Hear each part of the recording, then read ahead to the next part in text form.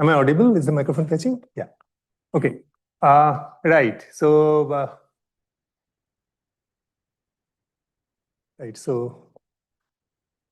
starting in this conference, which is on hard probes, by saying heavy quarks are important probes of QGP, is a bit funny, but anyway, that's how I start.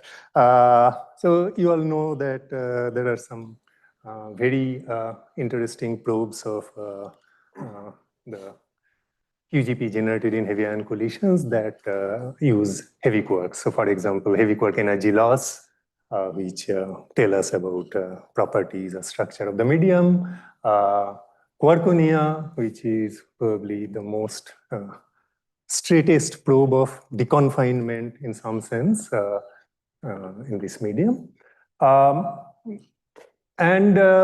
As various talks here emphasized, in these systems, using the heavy mass of the quarks, you can actually do a lot of stuff theoretically, more concretely than you would be able to do for the medium, where essentially you will have to rely on things averaging out, basically.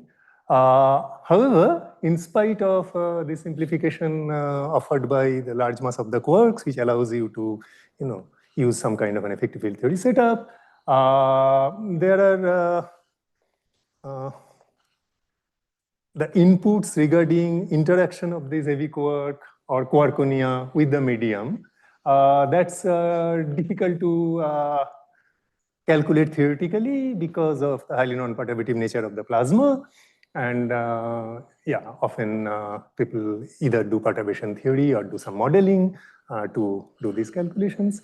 Lattice QCD can help here in providing some non-perturbative inputs. And I will discuss a few observables where thermal electric field correlators in different color structure can give us some theoretical inputs for heavy quark thermalization and for quarkonia yield. Okay.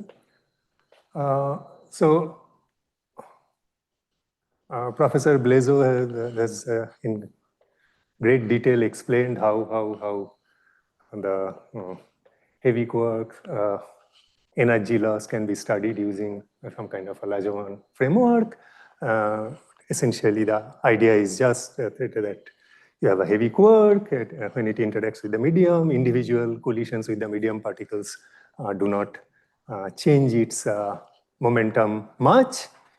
And therefore, you can do some kind of a coarse graining over a few collisions, which is still coarse graining over a few collisions. That's still a time scale which is not large enough for the heavy quark to substantially change its momentum. And therefore, you have some kind of a Brownian motion kind of situation where the heavy quark gets uncorrelated kicks from the medium. Okay. Now, so this is essentially a classical description to get the momentum development, which you then put in a Fokker-Planck equation to get the evolution of the momentum distribution of the heavy quark. Okay, so here there are these two terms, which are these random kicks from the medium, which are these isolated kicks that I was talking about. And of course, as the heavy quark enters with a high momentum, the medium tries to slow it down, and that's given by this drag part.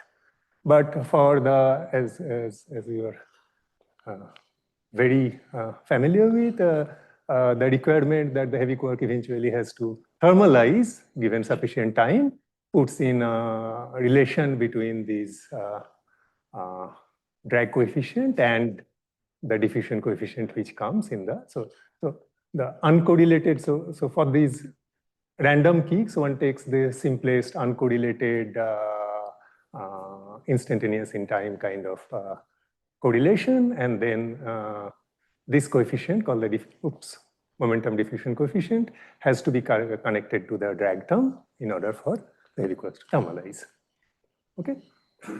Now, in the static limit, I mean, for the heavy quark sufficiently heavy, this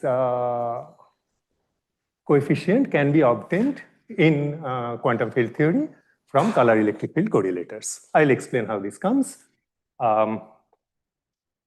So this is where this simplification due to heavy quark mass comes in. So you can write the Dirac-Lagrangian for the heavy quark as essentially two non-relativistic terms for the quark and the anti-quark. So in my notation, these are the quarks, and these are the anti-quarks. And so yeah, so this is the covariant time derivative, and these are the covariant space derivatives. So this is the kinetic term p square by 2m, and this term has the I del t. Yeah, and so the difference between the quark terms and the anti-quark terms are in the sign of these two terms. Okay, so if I just want to write down the leading order term, so drop everything that is order 1 over m, then from looking at this Lagrangian, so you then only have these two terms over here, and then going from Lagrangian to Hamiltonian, you just drop the I del t term and change the sign of the rest, and that gives you this quark term, psi dagger, psi plus dagger, psi plus with the actual power counting should be p by m, right? Right. Yeah. So is there a very specific reason you're writing 1 by m, or it's just loosely you have written 1 by m? Okay, so it depends on what's the system here, but for the heavy quark, okay, the typical P will not go like power of m. So think of a heavy quark, for example, in a heavy light system. So P will be like lambda QCD. Think of a heavy quark in a QGP. P will be like T. Okay. It's almost at rest. Yeah, I mean, I don't know if we will call it rest, but yeah, so 1 over m is small. Yeah. Okay. Right. So in the static,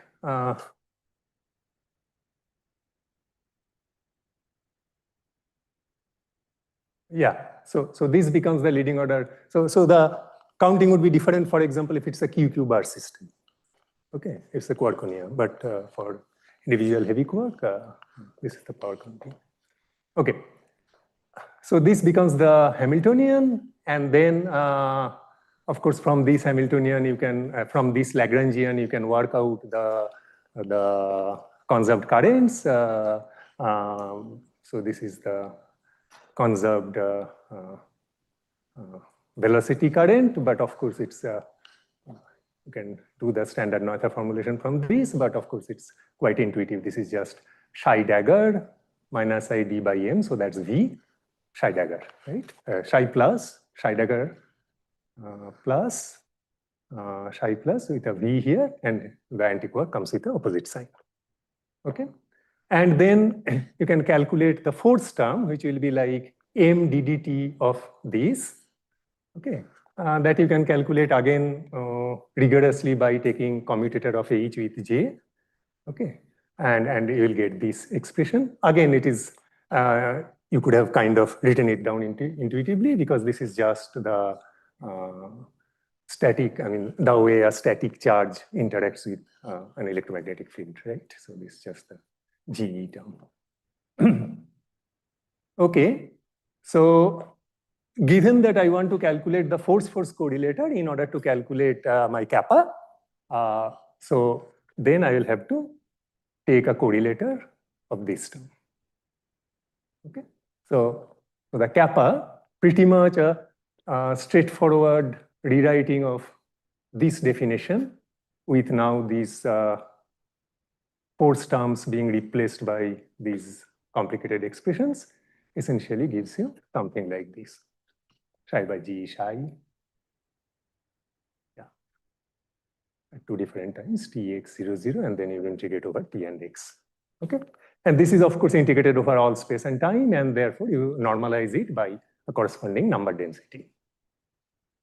Okay. So now, this, of course, looks already quite like the E correlator that I talked about. But then these are also static quarks. So the correlator between the static quarks will just give a kind of a phase factor, which I'll also come to shortly. But as a result, you will be left with just a GE correlator connected by some kind of a gauge link. Okay. So this object, using this definition, has been calculated to in Hadronic perturbation theory up to next to leading order. And when you look at that calculation, this reference, I mean, as they explain, there's a major problem with perturbation theory over here, because the next to leading order term up to temperatures like much larger than you will be able to access in LHC, the next to leading order result is order of magnitude larger than the leading order result. So you cannot get this kappa from perturbation theory. And what we will try to do, though as we will see later, what we will try to do is calculate this kappa using lattice QCD. And as we will see later, interestingly, this NLO result is kind of in agreement with what we get from lattice. Okay, so that's good. But of course, as you know, in lattice, we only calculate Euclidean time correlators, and these are, of course, real-time correlators. So that's an issue over there. But a solution to this is, of course, also well known. So I'm not going into that. I'll just say that the Euclidean correlator is connected through an integral equation like this to this object called spectral function, which is a Fourier transform of real-time correlator, Fourier transform of commutator of real-time currents. Okay, and then this kappa term that we were talking about will essentially be obtained from a relation like this. So, so essentially, how this comes about is because for small omega limit. Okay, so the small omega comes simply because I had an integral over dt, right, in the previous expression.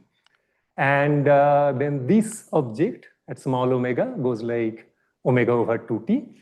So that rho of omega has to kind of cancel that. So you have a 2t over omega times rho of omega. That gives you the kappa. Okay.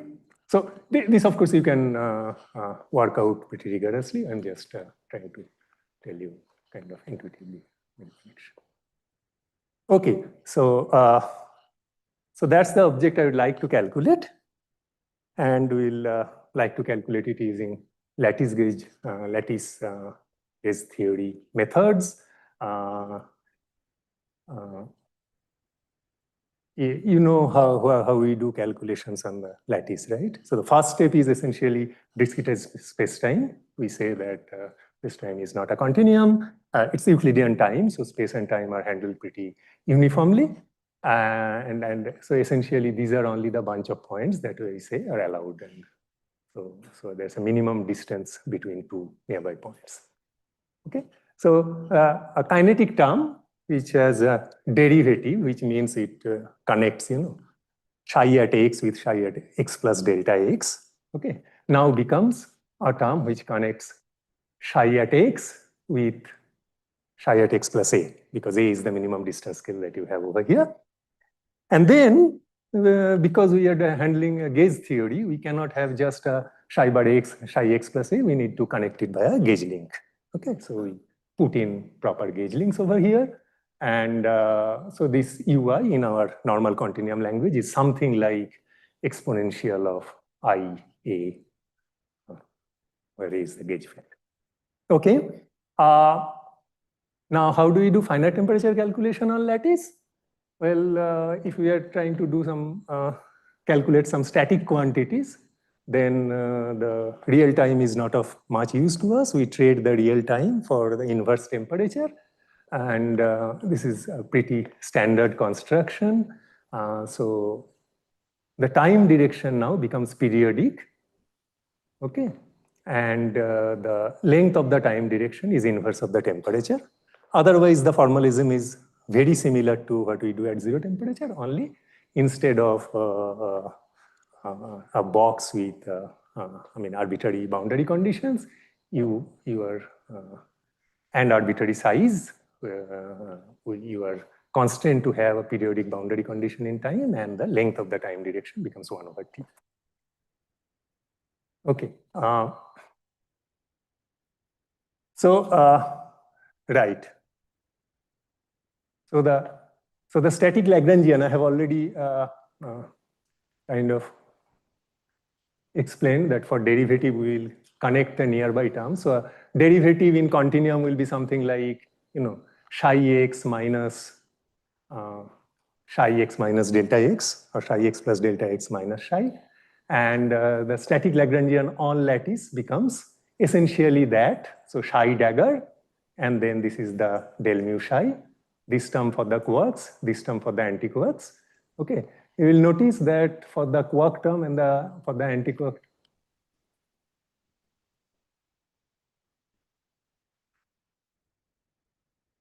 sorry, I mean the second term will be just psi of x. There was a so psi at x plus a in the time direction minus psi of x, not this. Okay. So you'll notice that the structure of the derivatives are different for the quark term. This is the quark term and this is the antiquark term. Okay. So for the quark term, you have something like a backward time derivative, and for the antiquark term, you have a forward time derivative. And accordingly, one has a u dagger associated with it, and the other has the u associated with it. As I told you, this term should not be there. I just want to emphasize that this is not arbitrary. I mean, this is something that will come out if you just start with the continuum. I mean, start with the Dirac-Lagrangian discretized on lattice, and then try to separate it into psi plus and psi minus. Okay, so therefore, the quark propagators, so the propagator for the quark will essentially be going forward with all these u daggers, and the propagator for the antiquarks will be going backward with these u's associated with them. Okay, why is this important? Because look at the expression that we had before.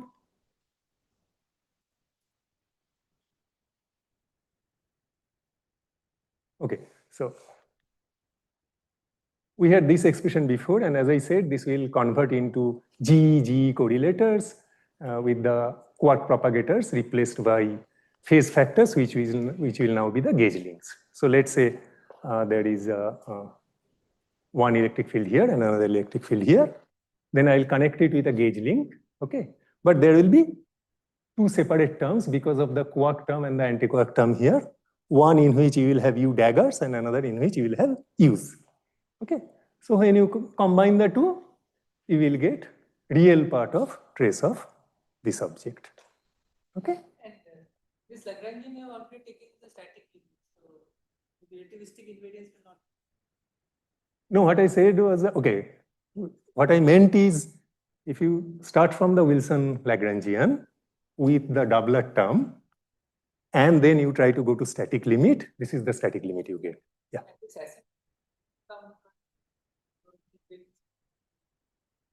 Which asymmetry?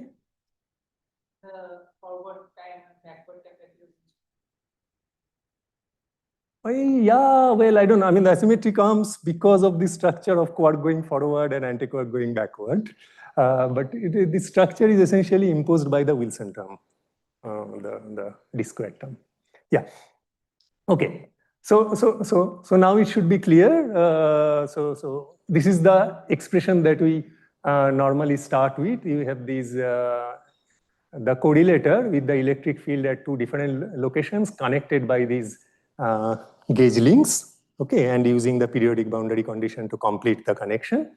Okay, and then there is a real part of it and trace. And I just wanted to explain how these come. The trace is over the color indices. That comes because your final object is a singlet. The real part came, I explained to you how. Okay, and the denominator is exactly similar because that had this number density term, only there are no electric field terms there. So that will just be a gauge link across the time direction. Is this clear?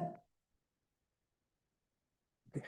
If you have any questions, please ask, because the next slide I will give a couple of details of lattice gauge theory, which are not important, but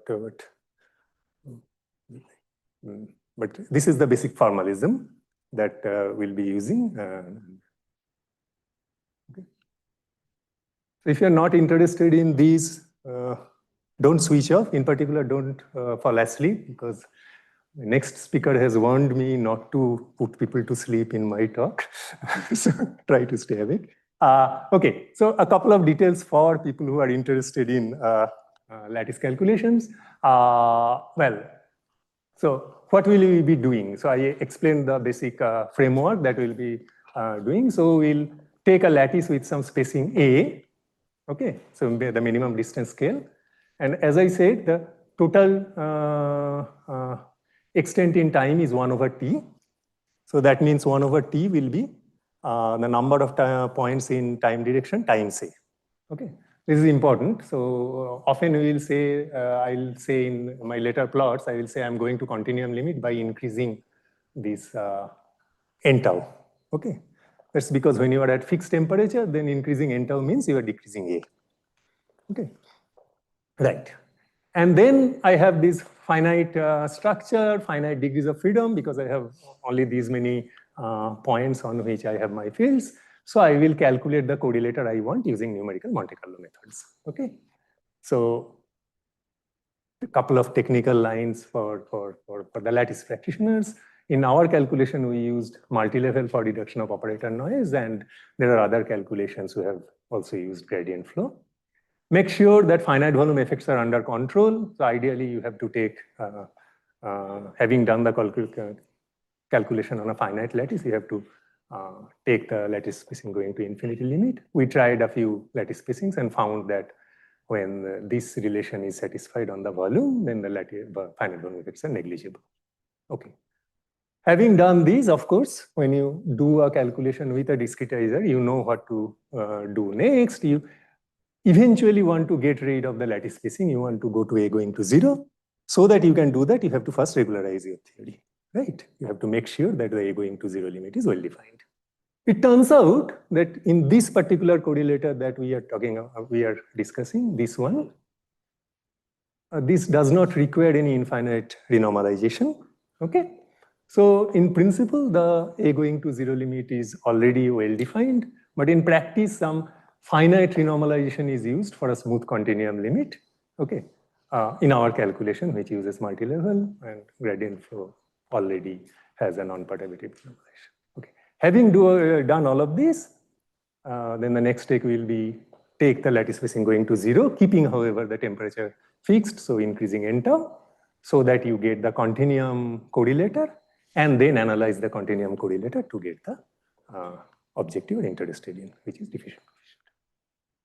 Okay, this is kind of okay, I guess I can skip. Okay, let me just mention the various calculations. So the first calculation of this object was done way back by us, but then we did a more sophisticated calculation in 2023. And after first, there are other calculations by other groups. And so these are some of the, not some actually, more or less all the calculations there. All of these calculations up to here are for a plasma, which is constituted only of gluons. So the plasma does not have thermal quarks. Okay. And recently, results for the calculation with thermal quarks have also come up, done by the hot QCD collaboration. Okay. Right. So let me just show along the way to the results, some of these steps that I talked about. So for example, these are my correlators at 2Tc. I do the calculation with these various n taus. N taus are the number of points in the time direction, which means various lattice spacings. And then from these, I take the continuum limit, which are the black points. Okay. Right. So here, you can ignore. This is this improved distance using this Saumen structure of, so you calculate the propagator in the lattice regularized theory, and you equate that to the continuum regulator, that gives you input distance. Yeah. Right. And this is the same thing for 3TC. These are now already the continuum calculated, continuum extrapolated correlators. Here I have compared them to the E correlator calculated in perturbation theory in the leading and the next to leading order. So these are the leading order results, these two green bands. The big band you get because you play with the scale at which your coupling is calculated. Okay, so so there is some optimized scale, and then you vary it by a factor of 2. That gives you this band. And the red thing is for the next to leading order calculation. You can see that the results are the lattice results are at 3TC, not very far, but also do not quite agree with the next to leading order calculation. So, the red one is a band or just a single line? Red one is a band. So what happens is in NLO, the scale dependence becomes much less.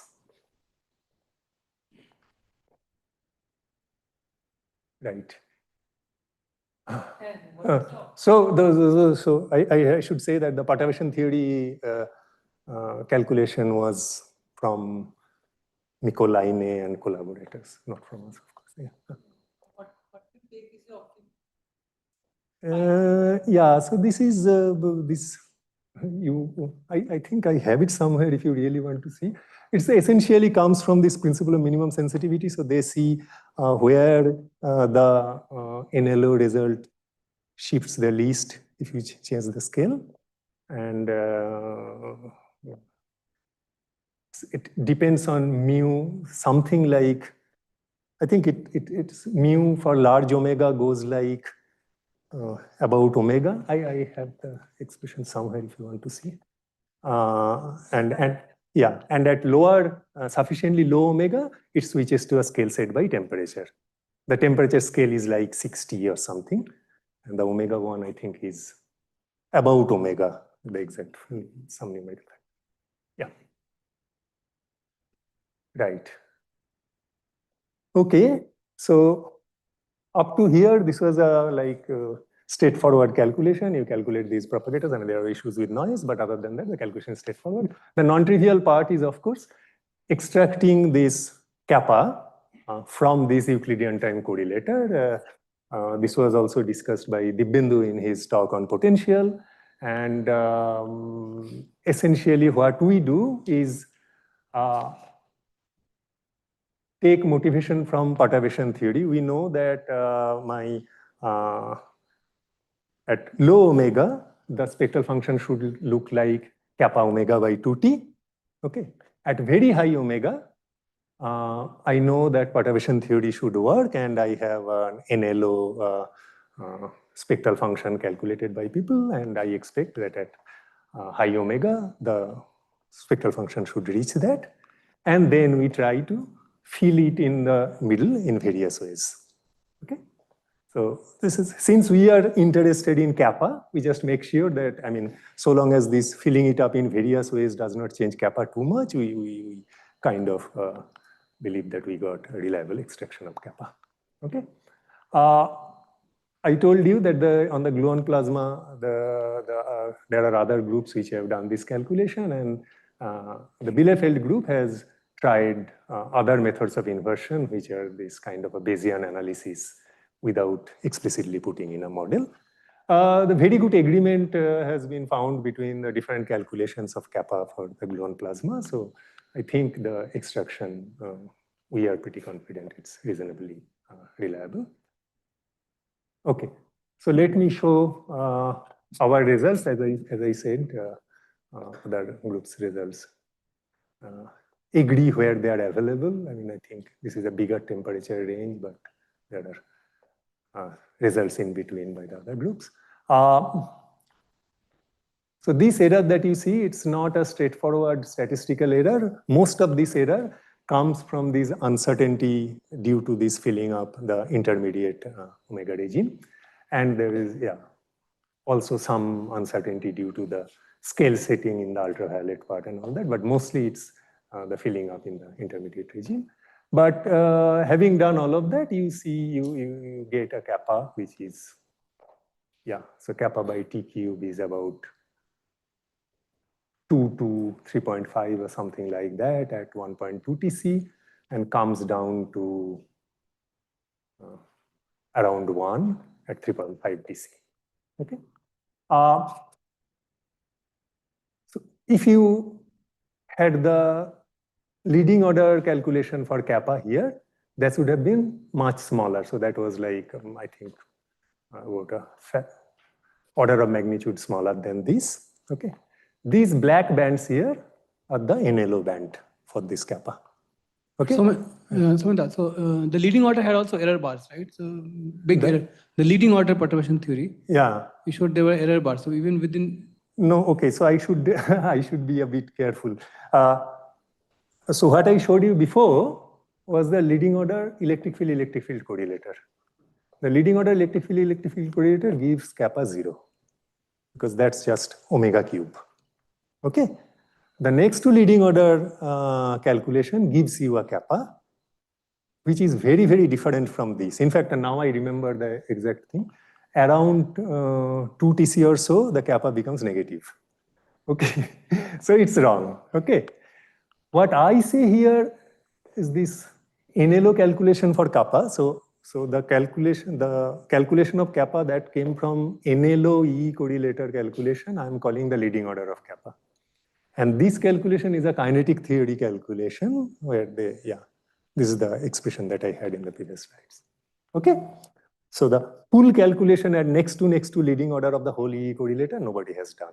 They've only calculated this first part. I have a question. So up to 3, the size of the error bars are sort of similar and then it shrinks. So is it like you have more lattice sampling points beyond 3 or something like that? The lattice? No, I'm just trying to understand why the error bar shrinks after 3 and before that it was like sort of... This one point where it looks a little less. So it's nothing to like, it's not a trend, just trying to understand. I mean, we have not done anything beyond that, but what happens is, I told you that this error is kind of dominated by the systematics of how you fill in. As you go to higher temperatures, this transition to the ultraviolet thing becomes a bit smoother. So that might be the reason, but yeah. Okay. The fact that the NLO band reduces, it's because, perturbation theory becomes more reliable as you go to higher temperature. Right. So this is interesting that LO to NLO, the perturbation theory results are completely off. In fact, the LO results, as I told you, around 2 Tc becomes negative. But the NLO seems to be in agreement with lattice. So I don't know whether this indicates that higher order corrections in perturbation theory will become small, and this is probably the correct result. Okay.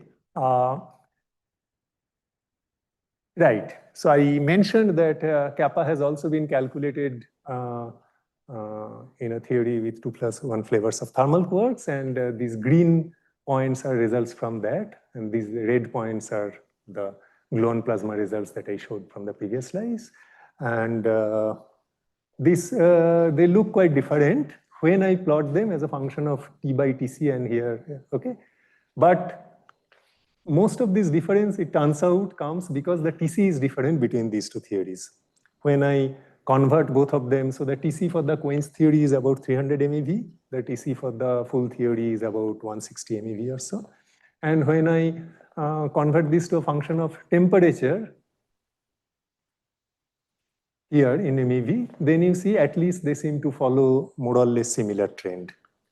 I don't know, I mean, accident or numerical accident or what, I don't know, but this is interesting, or at least one example where expressing it as function of Tc does not improve stuff.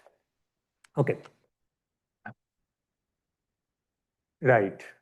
Okay, let me skip this and briefly, so I wanted to stick mostly to E correlator, but just a couple of slides on the 1/m correction. Partly because you may ask the question, okay, but you are doing static limit, so you are doing calculation in 1/m. Sayantan normally asks this question. How do you know that it's reliable? Okay, so then you have to calculate the next correction, and what will be the correction term was calculated in this paper. But again, so the actual calculation is quite involved, actual derivation, but the result is what you have, what you would have intuited, right? So when you have a heavy particle interacting with a this heavy charged particle interacting with a medium, the leading order force is from electric field, and the next leading order is from magnetic field, right? So this is exactly what happens. You get a correction term which comes from a magnetic force correlator. Okay? So the exact formula and all these factors for that you need to do a bit of work, but naively the result is very similar. And then the rest of the calculation, so we calculated this correction term also.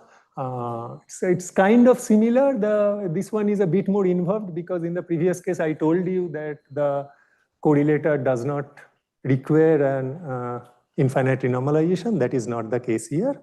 So there is an infinite renormalization. Related to that, there is a scale dependence, and so all of that you have to carefully ask how to handle. But anyway, so just to understand, this BB correlator effect appears only at higher order in 1/m, or? Right, because in Lorentz process it comes like V cross B, no? And V is like 1/m. Ah. Okay. See, no, here. Right. Okay. So again, so we calculated this Kb, the correction term for the gluon plasma in the temperature range 1 to 3 Tc. And then after that, there are other calculations from other groups. These are all for gluonic plasma. And the full QCD results became available last year, again from hot QCD. Okay. So having gotten the leading and the 1/m correction term, you can try to calculate the diffusion coefficient for charm and bottom, and those are shown here. To come back to the question of how reliable this 1/m expansion is, what you find is that for bottom quark, you get about a correction of 10% near Tc for the gluonic theory, and less than 10% for the full theory near Tc. This difference is again coming because the temperature is smaller near Tc at the full theory. Okay. For charm, it's larger, but about 25% for the gluonic theory, and substantially less than 20%, more like 15% or so for the three-flavor theory. So it's not great for charm, but it's okay. I mean, it's not hugely wrong. How do you this? So essentially from this current correlator. So the expression for velocity field theory is psi bar gamma psi, no? So for charm and bottom. Yeah, so this psi bar gamma I psi, not the quark number susceptibility. Psi bar gamma I psi, the current susceptibility. Okay? Right. So any questions about this?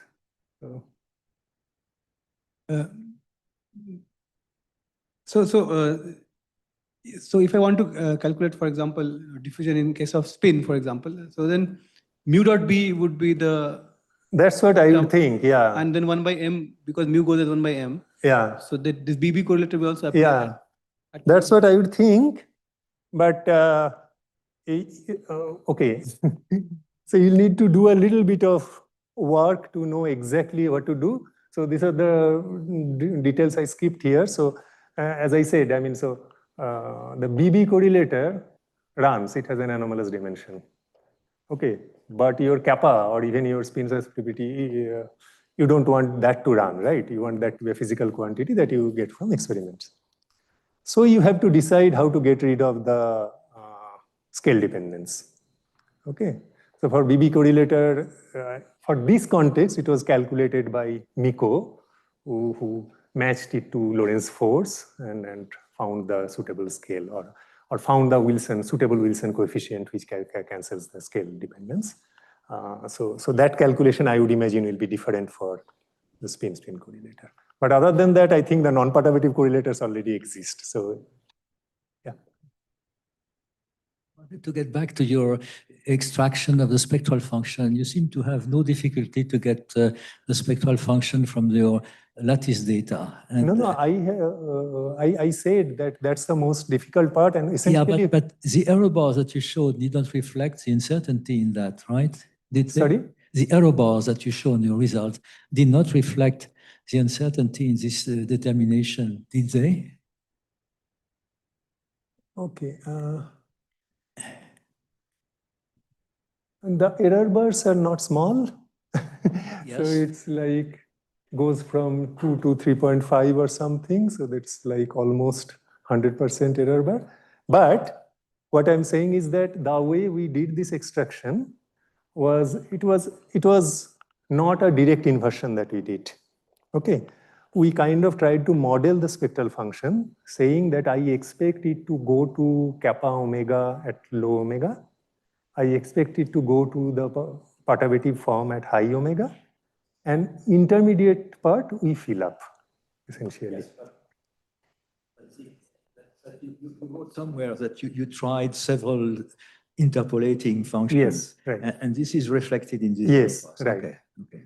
So for example, in fact, that comment I will have in my next part of the talk. The intermediate part, since we are essentially filling up the intermediate part, we do not have much information about the spectral function in the intermediate part. So if you are interested in that, then I have to do the calculation differently. Huh? So. I mean, for example, this plot stops at TC, right? Sorry? The temperature range stops at TC. Yeah. Can you go below TC? Not with this method, no, because why? So the construction of the correlator is such that it will go to 0 below TC. So we have something like a Polyakov loop. The total object is something like a Polyakov loop with 2 electric fields attached.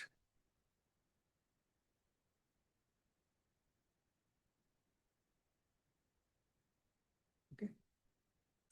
So if you did not have this thing, then this will be just the Polyakov loop. Okay.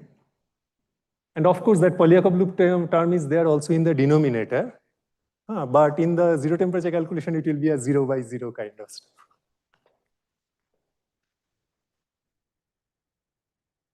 Right.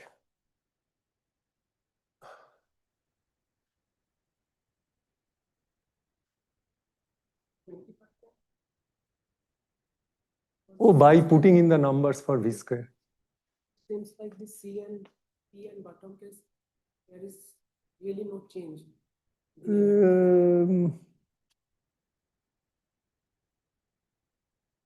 It is 20%. Okay. Yeah, I know. It looks like much less if you look at this figure. But it's not. But the velocity is that they are not really or you just calculate. No. This is from the current correlated data for charm and bottom separately. Many times, some of the discussions have this non-relativistic value. Take an equipartition theorem. No, but how do you put the M? M is a complicated stuff. No, so I think one of the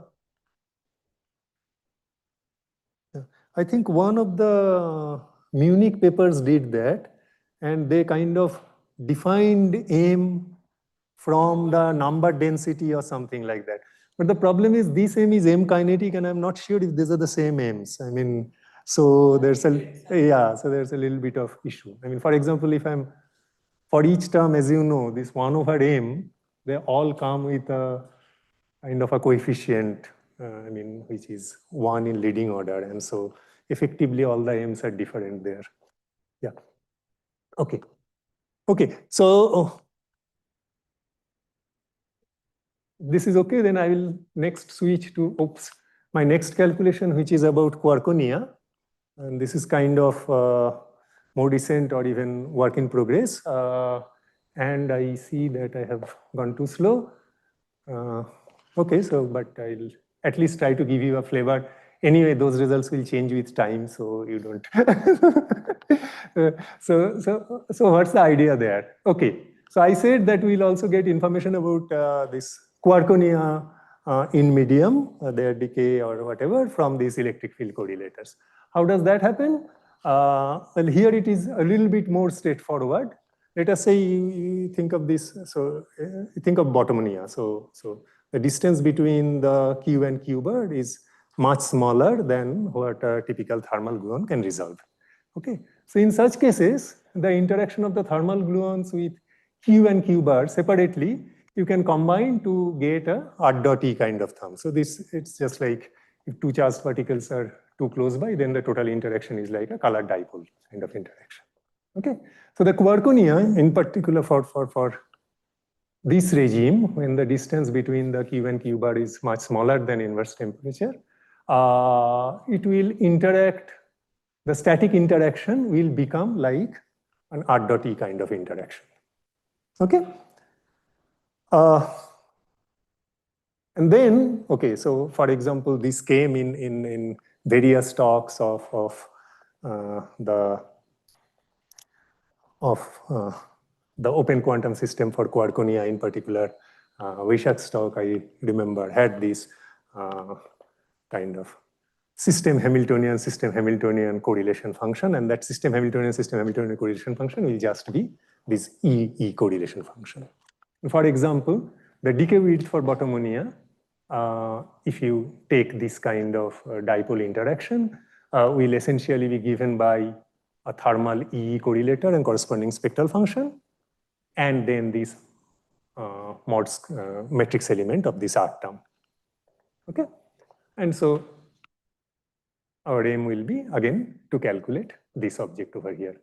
Now this object, if you just follow what I already said and think about it a little bit, I mean clearly it's an electric field correlator, but it's a different electric field correlator. Okay, so these are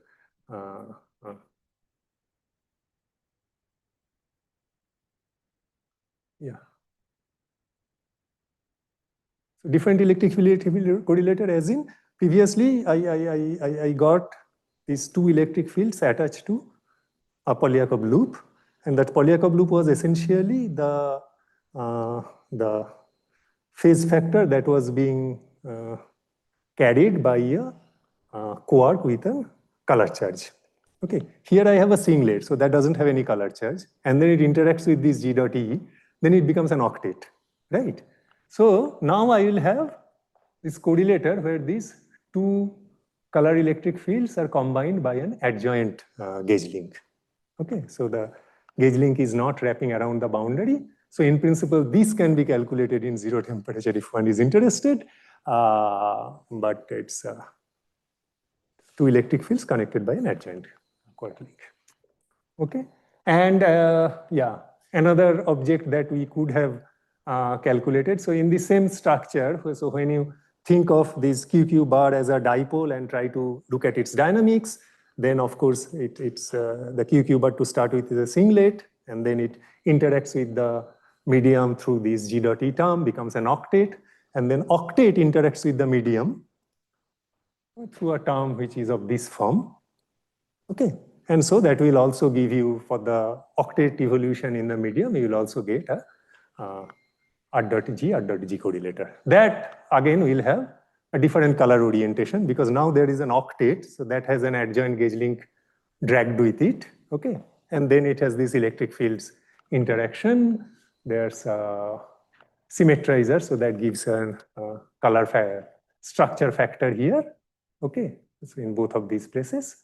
Okay, so an adjoint gauge link with two electric fields and a structure factor. So that's a different kind of correlator. So two different kind of correlators. One corresponds to the octet interacting with the medium, and another singlet interacting with the medium to become an octet. Okay.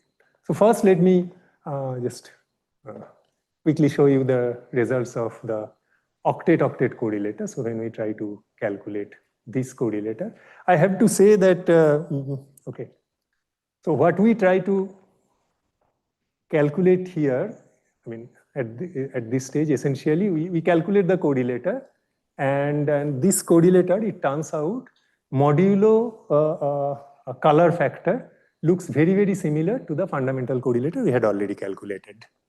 Okay, so that means if you wanted to extract a transport coefficient kappa from this, you will get a transport coefficient which is just a color factor multiplied 1 from what you got for the fundamental correlator. Okay. I think what is more interesting is this other correlator, which corresponds to the singlet to octet correlator. And this turns out to be much more complicated, and it's kind of something we are still trying to understand the structure of.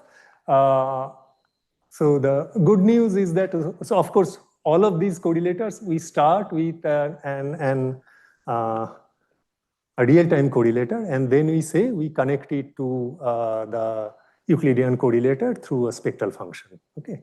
Of course, one has to check whether that analytical continuation can be.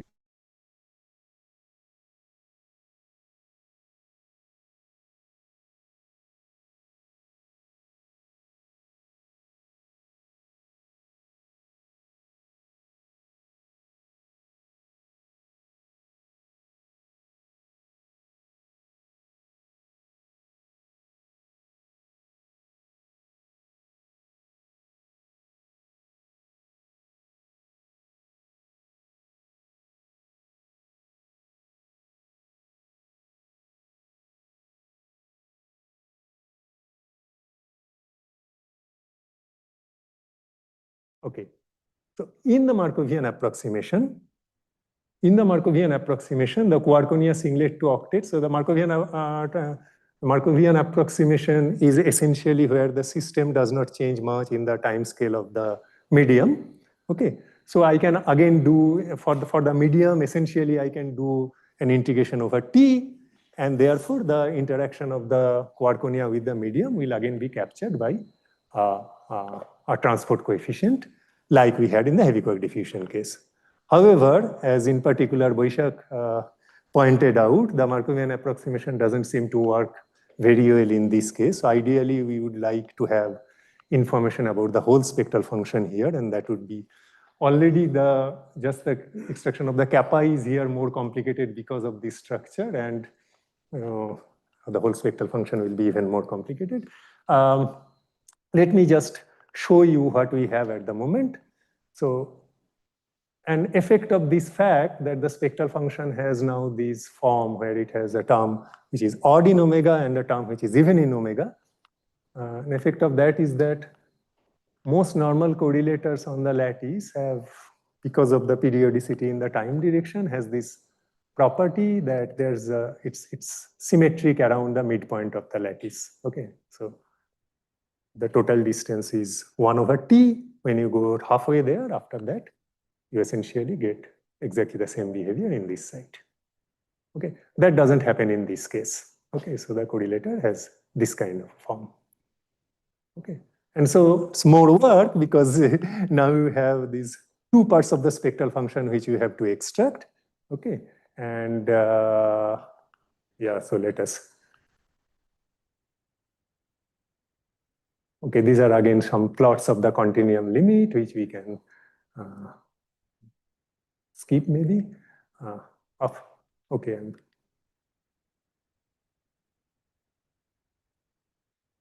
Okay, let me, yeah, so here there's some issue with renormalization which we are able to solve. And so we can take the continuum limit. These black points again are the continuum limits at 1.5 Tc. We did another calculation at a very, very high temperature because we wanted to see whether we approach perturbation theory. Okay, and these are the results at this. We are also doing calculations at other temperatures, 1.4 Tc and 2 Tc, but there we have not yet gone to the continuum correlator. Okay, so now let us compare the correlator first itself with the very high temperature correlator with this next to leading order correlator that has been calculated by these people. Okay. And as you would expect at these very high temperatures, there's very good agreement between the lattice correlator and the next to leading order correlator. Of course, this doesn't hold true anymore at the lower temperature at 1.5 Tc, where we also have continuum results. Okay. Right. It doesn't take you the leading order. It doesn't agree with the leading order. No. It doesn't agree with the leading order. Okay. So I showed you how the correlator was asymmetric, right? So this structure, for example, shows the asymmetry of the correlator around the midpoint. This asymmetry is not there in the leading order. So this is 10 raised to 4 Tc. You still see a quite prominent asymmetry. Okay. Right. So we actually wanted to zoom in on the asymmetric part because that's something you do not encounter. Yes. So if it doesn't come close to leading order but exactly matches with NLO as you showed, yeah. Then if someone computes one higher order, what are the chances again it will be completely off? No, see, this is 10 raised to 4 Tc. So coupling is pretty small. Okay, so the NNLO correction will be small compared to LO. Okay, it's just like the K factor for that first order is large. That's what it. No, I am not saying that the correlator by itself. So here the LO dominates over the NLO. It was the normalization was done in such a way to emphasize the fact that so at this temperature definitely NLO does not dominate over LO. But it does not agree with the, so you can see from the lattice data, it doesn't agree with that. So we zoomed in the asymmetric part because that's something new that doesn't show in every correlator, and that also matches quite well with the NLO result. That actually also kind of agrees at 1.5 Tc, but that's because the 1.5 Tc, the perturbation theory is not that reliable. So the error bar is correct. It's resummed. It's a sophisticated whatever. Yeah. Right. Okay. Right. So again, so next we go over to the extraction of kappa. So we here have done something quite similar to what we said we have done for the heavy quark diffusion case. We put in this. So we will be doing this analysis at 1.5 Tc, but even at 1.5 Tc, since we have very little information about this asymmetric part, and that is not the part that will contribute to kappa, and this figure seems to show that the shape of the structure lattice correlator is quite similar to the NLO result for this part. For this part of the correlator, we have essentially taken a perturbative form and then just allowed a kind of a normalization constant to kind of take into account some fluctuation from that. And for the other part, which is the more conventional antisymmetric in omega part, we have again done something similar, which is we plug in this structure at small omega, this structure at high omega, okay, and then we fill in the intermediate step in ways very similar to what we had done for heavy quark diffusion coefficient. Okay, and yeah, this gives us a spectral function which looks like this. Not too bad, but as this was my comment to your previous question. If we want actually some information about the intermediate omega region for non-Markovian studies, then we of course have to do this much better than what we have. Okay. So this study was essentially done with the purpose of just getting kappa. Because I was doing it with the Munich group and they are big believers in the Markovian limit, so we wanted to get kappa. Okay, but I think one should do this instruction more carefully. Okay, but just to show, to come back to the original, so what kind of value of kappa you get, So this green band here, okay, so this is very preliminary. So the systematic study is not as well done as for the heavy quark diffusion case. But what we were interested in is whether the results are substantially different from the heavy quark diffusion coefficient kappa, and whether the results are substantially different from the NLO calculation of kappa. And it turns out, so this green band is our current results for the kappa for this correlator. The two red lines are what I showed you from our calculation at 1.5 TC for the heavy quark diffusion coefficient. Okay, and these black bands are the next to leading order result. Okay, so within the uncertainties of each of these calculations, there is no clear case to say that there's a disagreement. I mean, they're not the same quantity, so disagreement is the wrong word, but that they're different. So they agree within these kind of uncertainties. Okay, so I guess that's all I wanted to say. So the first statement, I hope you'll agree that the lattice seems, I mean, the dynamical questions are not something that lattice does very comfortably, but one can try to get non-perturbative information from lattice for various quantities of interest.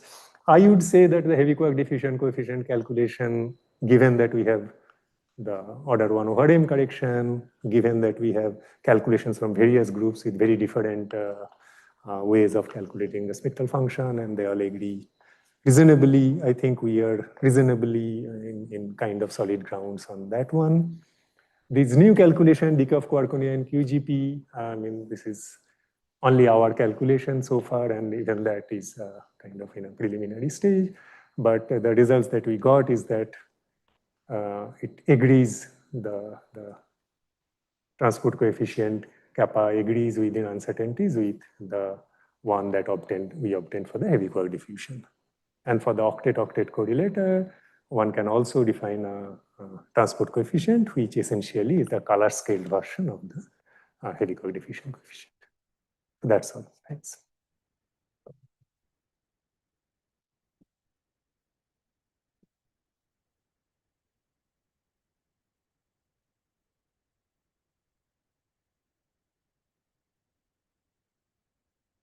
So you have an expression of this decay rate in one of your slide with R dot E interaction.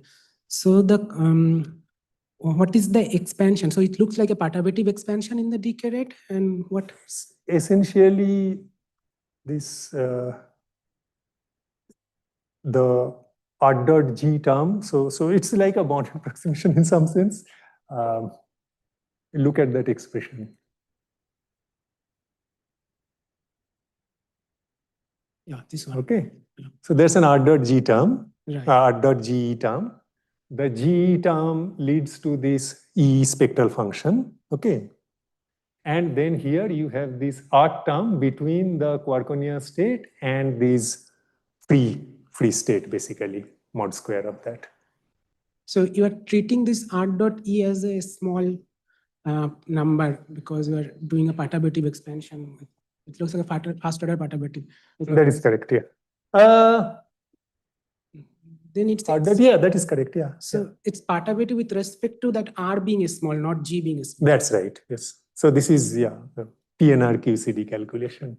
So this is from this paper, but yeah. So these objects in principle, so this, the last correlator that I was talking about, in principle, one should be able to connect it to the lower limit of the imaginary part of the spectral functions you have calculated, imaginary part of the potential that you have calculated, but I have not sat down and tried to work it out. And if I have to estimate, then what is the scale that I choose for this coupling for this equation? It should be 1 by R or? Well, okay, so they have written it like this. So in our calculation, this G should be inside the E. So normally we do what they call G, E, that we call E in lattice coefficient. Yeah. So in our notation, this G is not there. The whole G is coming from the spectral function. I essentially wrote it down the way they wrote it in the paper.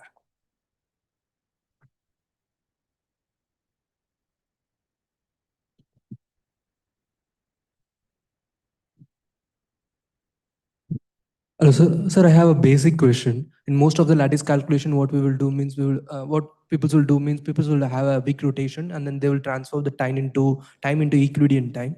After that, they will have some relation like beta is equal to 1 over number of lattice parameter in time direction and the lattice size. This is the connection they will do, right? Why they are doing like that? Oh, what Why they are doing like that? Oh, why they're doing it? Oh, this is what I was saying in the. Okay, so the point is this. See, usually in lattice we try to do static calculation. So let's say you try to calculate energy density or pressure of a plasma. Then time plays no role in that, right? So you completely drop the time. You are calculating the partition function trace e raised to minus beta h. Okay? Now, how do I do this normal lattice calculation? I have this e raised to I. So something like an e raised to I s term. Okay, and then I split, okay, I do an Euclideanization, so e raised to minus s, and then I split various directions in various these things. Here, the time part of this thing is not playing any role, but there is a minus beta h term. Okay, so I treat the beta as some kind of a proxy for inverse time. Okay, so beta is some kind of a proxy for total time. Okay, so here for the S, I am integrating from 0 to whatever, some maximum time, and there beta is 1 over temperature. So I say that instead of this 0 to some large time, I have beta. That's what. Why? Okay, so you can show that this trace e raised to minus beta h can be written exactly as this field theory e raised to minus s once you do that exercise. It's pretty old. It's there in Feynman and Heaves, for example. Okay, it's nothing to do with lattice. It's a standard. That is how all Nazmul's calculations in perturbation theory are also done. Okay, you convert the partition function into an e raised to minus beta s, keeping in mind that this time has now been replaced by 1 over temperature. Okay, and then you essentially can use all your field theory techniques in this calculation. I mean, I can show you the actual derivation outside. It's pretty straightforward. Further questions? Not then let's thank.